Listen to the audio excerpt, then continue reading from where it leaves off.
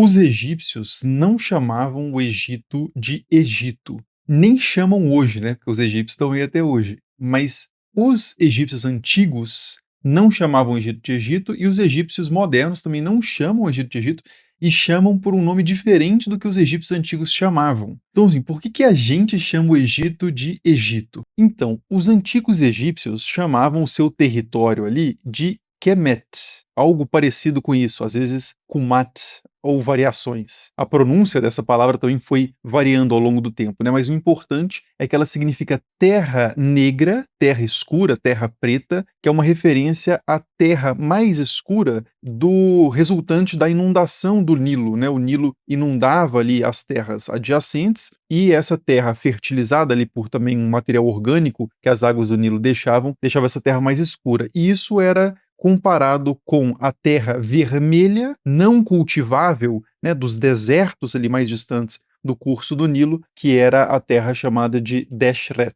De novo, uma pronúncia bastante aproximada aqui, mas então você tinha Kemet, a terra negra, que era a civilização, por assim dizer, o reino propriamente, o espaço onde havia lei, onde havia uma certa previsibilidade, né? A agricultura para os egípcios era um marcador civilizacional. Os povos que não eram agrícolas eram vistos como meio marginais, bandidos, né? Sem lei. O próprio Osíris, que é o deus que personifica essa civilização, o deus que teria ensinado para os egípcios as leis, ensinado a agricultura, ele é um deus associado aos cereais, então tem todo esse imaginário em torno da agricultura como fundante da identidade dos egípcios antigos, em comparação com esse território caótico, né, do deserto. Então, Kemet e Deshret. E os egípcios hoje não falam egípcio, né? Não falam a língua egípcia antiga, nem as variações mais um pouco posteriores dela, como copta, né? Ainda existem egípcios que falam copta, principalmente em contextos litúrgicos. Eu já falei disso num vídeo que eu fiz sobre por que os egípcios não falam egípcio, mas o que importa para nós aqui é que os egípcios hoje majoritariamente falam árabe, a língua oficial principal do país é o árabe e o nome do país, portanto, é um nome árabe, um nome de origem semítica, que é Misr, algo assim. Como eu disse, esse é um termo semita que até onde eu encontrei, até onde eu pesquisei, eu não encontrei um significado, uma etimologia, né, uma história dessa palavra, uma origem desse termo muito precisa. Pelo que eu vi, não se sabe com total certeza, mas é algo que aparece em textos acádios já, né, então muito antigos, e que tem um sentido de civilização, de cidade, né, espaço organizado ali, protegido, delimitado. Às vezes aparece com significado de fronteira também.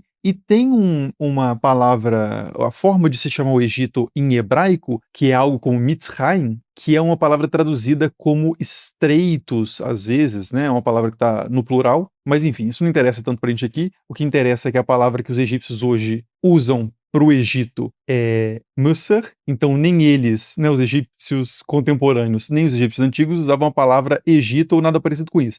Então, quem que usava a palavra Egito? De onde que vem o nosso termo Egito? Vem de uma forma grega de uma expressão egípcia antiga. Egito, no português, vem de Aegyptus, no latim, que por sua vez vem do grego Aegyptos, e esse Aegyptos grego é uma forma de vocalizar, de falar dentro da fonologia, ou seja, dos sistemas de som usados na língua grega, uma expressão egípcia que era algo como Hetkapta ou Hutkapta, que é casa ou templo, que dá na mesma, né? O templo é a casa do Deus, casa do Ka, que é um aspecto do ser, basicamente alma, de Ta, que é um deus, né, o deus criador principal ali da cidade de Mênfis. Então, nessa cidade de Mênfis, que foi a primeira capital egípcia, ou pelo menos assim, a primeira grande cidade sede de poder da história do Egito, e foi uma cidade importante ao longo de toda a história do Egito, a cidade de Mênfis, ela tinha o templo principal da cidade, que era o templo de Ptah,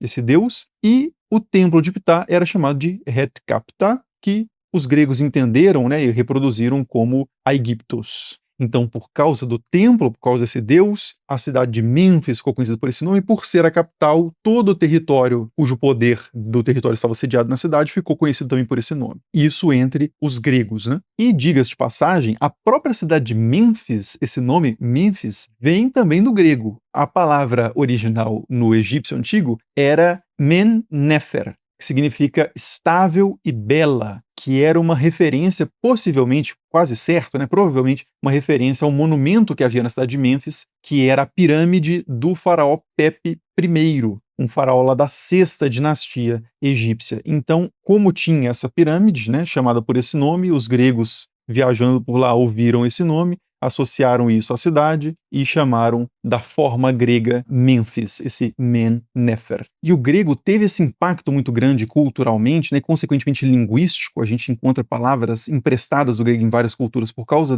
dessa influência cultural grega muito forte, da forma que o inglês tem muito hoje, né? Quando a gente pega coisas mais modernas, assim, de computador, de tecnologia, muitas vezes os termos aparecem em inglês, né? Tipo assim, insider, t-shirts, né?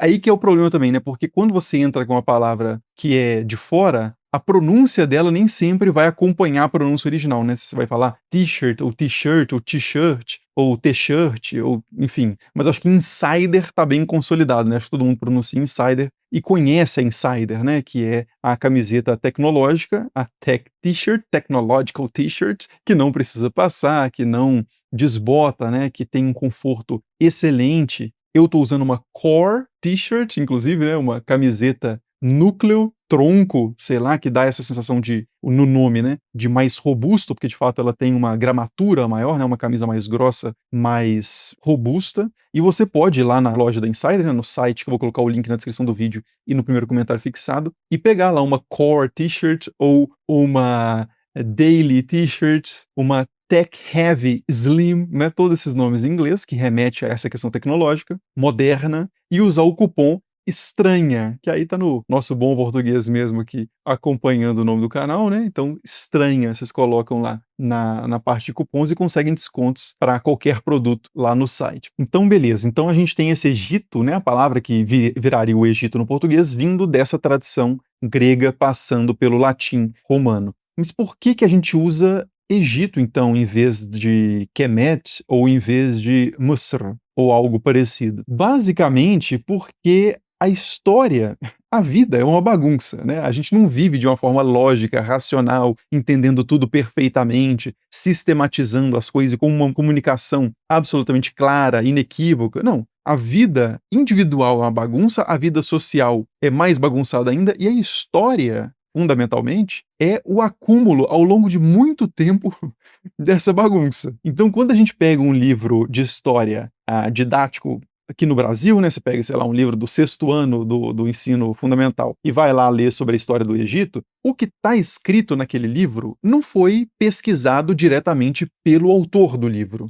O autor do livro didático, ou os autores do livro didático, vêm de uma certa tradição de pesquisa, uma tradição historiográfica, ou seja, uma tradição de escrita da história que se baseia, né, tem por base coisas que foram produzidas antes, pesquisas que foram feitas antes, livros didáticos que foram feitos antes. Então você tem uma tradição, uma transmissão de conhecimento histórico que sempre quando a gente pega um livro atual, ele vem de outros livros anteriores. Então quando você volta ao livro didático que a gente usa hoje para suas fontes, vão ser outros livros didáticos mais antigos ou documentos que foram encontrados mais recentes no meio do caminho, pesquisas que foram feitas em universidades um pouco mais recentes no meio do caminho, que por sua vez se baseiam em coisas mais antigas, e por mais que elas atualizem, corrijam, revejam muitas informações, muitas interpretações, sempre você está dialogando com essa coisa que vem antes. Então há uma base tradicional, uma matriz, né? E a matriz da nossa escrita da história ocidental, se quiser usar o termo, né? Vamos falar brasileira, simplesmente, para não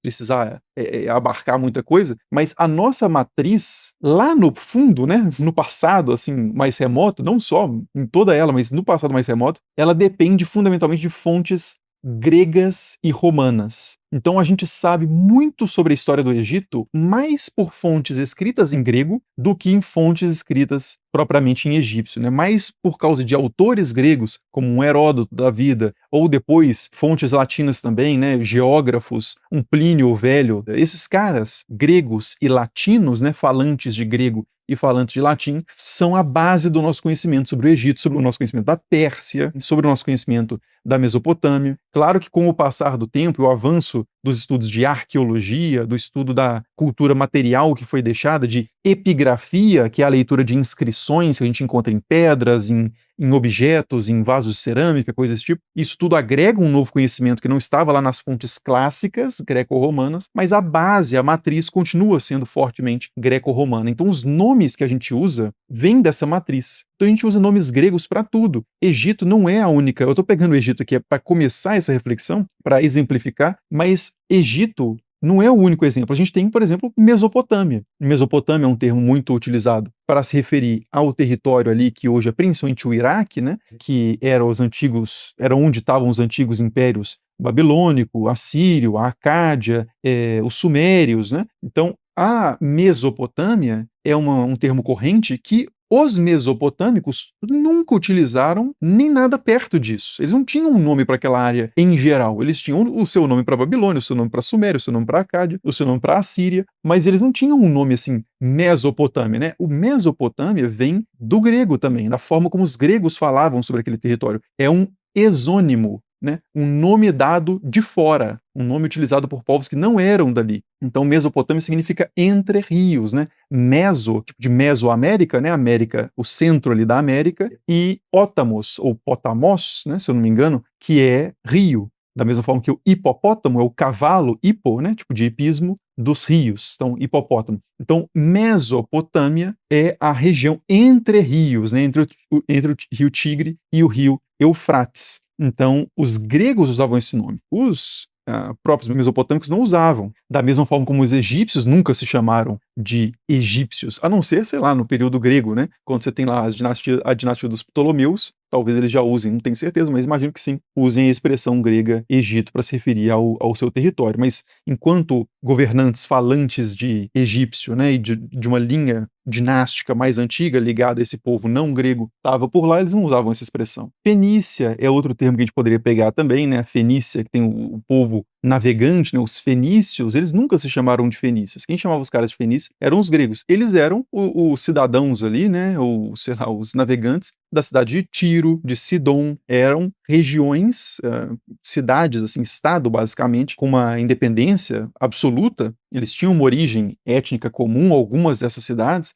mas assim, eles não se chamavam de fenícios, eles eram o povo da terra de Canaã. Essa é uma expressão que a gente encontra, assim, na antiguidade, para ser mais abrangente, pegar toda aquela região, mas não tinha, assim, essa ideia de fenícios para os próprios fenícios. Fenício vem de uma palavra grega, de novo, os gregos de fora chamando a região por esse nome, que tem a ver com a terra da púrpura, um pigmento, né, que era obtido de uns moluscos ali que os fenícios forneciam. Os gregos tinham muito interesse nisso, era uma coisa bastante cara, né, valorizada. Então, a Fenícia, aquela região, era conhecida como Fenícia pelos gregos por causa desse produto. A Anatólia é outro exemplo, né? A Anatólia, mais ou menos o que a gente conhece hoje como Turquia, o que era conhecido também como Ásia Menor. A Anatólia significa levante, né? Tem a ver com levantar, o levantar do sol. Então, por estar no Oriente, né, a palavra Oriente também vem de levantar, por estar no Oriente, na perspectiva dos gregos, eles chamavam aquela região de, tipo assim, a terra do sol nascente, basicamente, como a gente chama o Japão, por exemplo, também, né, por estar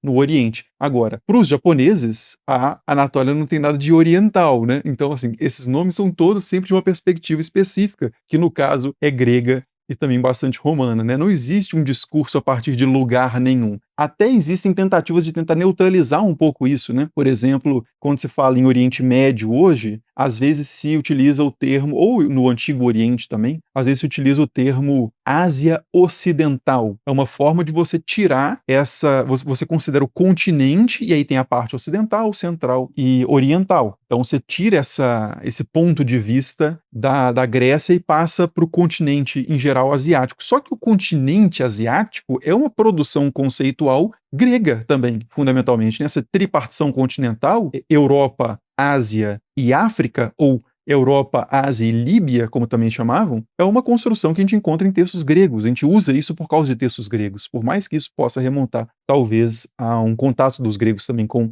o Oriente. Afinal de contas, a Grécia era fundamentalmente Oriente na Antiguidade, mas não vamos entrar nisso, já falei sobre isso no vídeo sobre quem descobriu a Europa. E assim, a gente poderia aplicar isso também a nomes, né? Até o nome Jesus, mas antes de a gente chegar no nome Jesus, é quando a gente pega o nome Dario no persa antigo, é algo como Darayavarush, ou Darayavarush, não sei a pronúncia exatamente, mas eu vou colocar na tela como mais ou menos isso é transliterado. E esse nome, ele era abreviado como Daraiaush, que os gregos transmitiram como Dareios, e daí vem o nosso Dario. Xerxes, outro persa, né, vem do persa antigo Ksha Yarsha, algo mais ou menos assim, de novo, perdão aí, mas não domino o persa antigo, né, vexatoriamente devo admitir, mas os gregos passaram isso para uma forma de onde vem o nosso Xerxes. E não só os gregos, né, não vão implicar com os gregos também ou com os romanos, porque não eram só eles que faziam isso, todo mundo fez isso ao longo do tempo. Nome sempre foi traduzido, né? Então, se a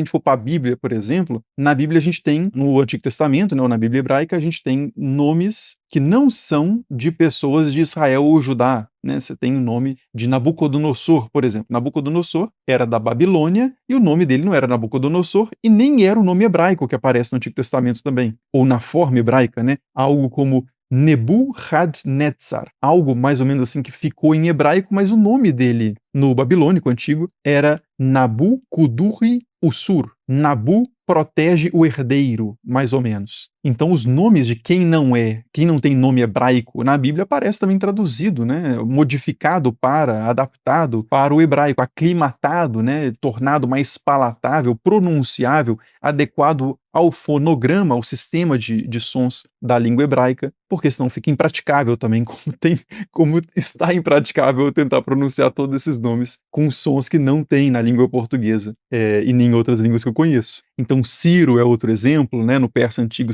seria algo como Kurush, no hebraico eles passaram isso para Koresh, que já soa mais hebraico mesmo, e em grego ficou Kyros, com esse U, né, o Y, que é um som que a gente não tem no português, e fica engraçado, né, é um som que eu gosto bastante, Kyros, que virou Kyros no latim, com C, só que esse C ainda não tinha passado pela palatalização, que transforma esse som de C em C, mas com som de, tipo, você, né, em vez de quero, então de Kyros no latim ficou Ciro no português. E Jesus mesmo, né, o nome em português Jesus, que tem gente que não gosta desse nome porque não gosta dessa forma do nome, né, porque questiona que o J não existia, não existe no hebraico, coisa desse tipo. Já fizemos um vídeo aqui no canal com o Glossonauta sobre isso, né, sobre essa grande conspiração da letra J, mas assim, Jesus vem do latim e do grego, né? No Novo Testamento está em grego. Quando você encontra o nome de Jesus no documento mais antigo que fala sobre Jesus, esse nome está em grego, porque o Novo Testamento foi escrito originalmente em grego, né? E aí o nome que você encontra lá é Jesus, que é a forma grega do nome Yehoshua abreviado, que é Yeshua. Mas se você abre a Bíblia hebraica em grego, a tradução da Septuaginta, né, que é uma tradução que os próprios judeus de Alexandria, né, no Egito, fizeram da Bíblia em hebraico para o grego, porque eles falavam grego e era a língua corrente ali em Alexandria, o nome de Josué, que é Yehoshua, no hebraico, aparece como Jesus também, né? Jesus. Consequentemente, você tem dois Jesuses, de certa forma, um no Antigo Testamento e um no Novo Testamento. Os autores dos primeiros séculos do cristianismo, inclusive, escreveram, acho que Justino Marte chega a falar sobre essa comparação entre o Jesus do Antigo Testamento e o Jesus do Novo Testamento. O Jesus do Antigo Testamento é o Josué, que a gente conhece como Josué. Então, essa transformação de nomes, né? O Tiago também é um caso muito famoso, que começa lá mais ou menos como Yaakov, no hebraico, isso passa para Jacobus no grego, e aí você tem o Santo Jacobus no latim, o Santo Iago, ou Santo Jacó, e aí esse Santiago você tira o santo, só que sobra o Tzinho do santo, que não era do nome originalmente, e dá o nome Tiago, né, em vez de dar o nome Iago. Então, assim, tem uma série de confusões, né, de coisas que vão acontecendo por acaso, por contingência, ou por questões de leis linguísticas, por assim dizer, né, como essas questões de palatalização, de monotongação, algo que era um tritongo ou um ditongo vira um monotongo. Então, aegyptos, né, você tem esse ai, aegyptos, isso passa por uma monotonguização e vira só o som de E, né? No latim, melhor dizendo, isso acontece do latim para o português, ou ao longo da história do latim, né? Porque no latim você tem aquele AE grudadinho, geralmente, que era lido como AE mesmo, né? É um ditongo, e isso vira depois só o som de E, que é um monotongo. Enfim, mas isso é assunto pro glossonauta, pro holomorfe, pro pessoal aí da linguística do YouTube. Eu tô só arranhando, assim, bem na superfície essas coisas, porque não é minha área de forma alguma. Mas eu acho curioso essa dinâmica muito bagunçada mesmo, né? Como é a vida e como é a história, que muitas vezes a gente tenta aplicar uma racionalidade posterior e eliminar essa confusão. Por exemplo, aqui no canal eu fiz uma série de vídeos sobre o Bento de Spinoza, o filósofo. E aí muitos comentários as pessoas falam assim, não é Bento de Spinoza, é Baruch Spinoza. Baruch é abençoado em hebraico, Bento é uma forma de abençoado em português, e o Spinoza reconheceria os dois nomes. Ele foi chamado, efetivamente se chamou, de Bento e de Baruch e de Benedictus. Quando ele escrevia, ele colocava em latim Benedictus de Spinoza. Então, assim, hoje a gente tem um melindre, uma proteção talvez excessiva, na minha opinião excessiva,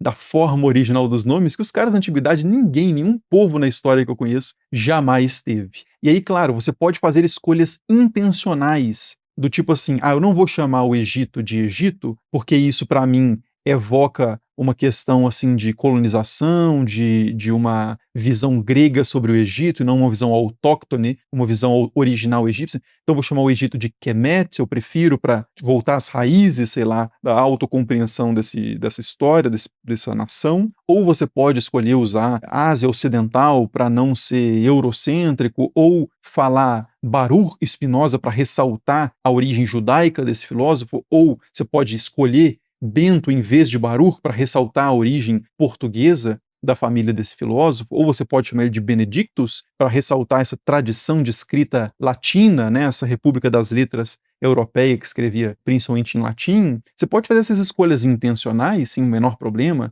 enfim, e quem sou eu também para dizer se vai ter problema ou não, mas o ponto é que dizer que nome não se traduz, ou que é tal nome e não outro nome, aí você já está indo contra toda a história praticada, né, a história real da humanidade, desde que a vocalização começou a ser praticada entre os homo sapiens ou antes até os dias de hoje. O que não é impossível, né?